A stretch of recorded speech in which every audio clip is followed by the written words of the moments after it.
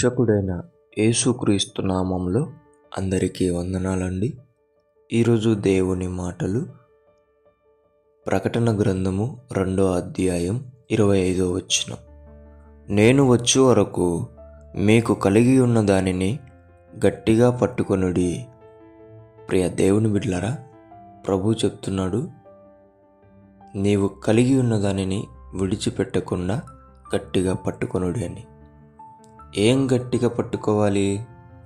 నీవు కలిగి ఉన్న రక్షణను, నీవు కలిగి ఉన్న మారు మనసును, నీవు కలిగి ఉన్న ఆత్మను, నీవు కలిగి ఉన్న అభిషేకమును, నీవు కలిగి ఉన్న కృపావరములను, నీవు కలిగి ఉంటున్న క్రీస్తు ప్రేమను, వీటిని నీవు పోగొట్టుకోకుండా క్రీస్తు వచ్చేంత వరకు గట్టిగా పట్టుకొనుడి అని చెప్తున్నాడు.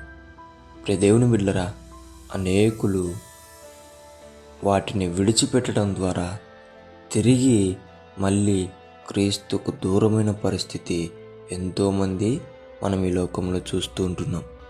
అలాగున నీవు ఉండకూడదు. దేవుని బిడ్డలారా, నీవు ఏదైతే కలిగి ఉంటున్నావో దానిని గట్టిగా పట్టుకొని ప్రభువు వచ్చేంత వరకు నీవు కొనసాగాలని దేవుని బిడ్డ మనవి చేసుకుంటున్నా.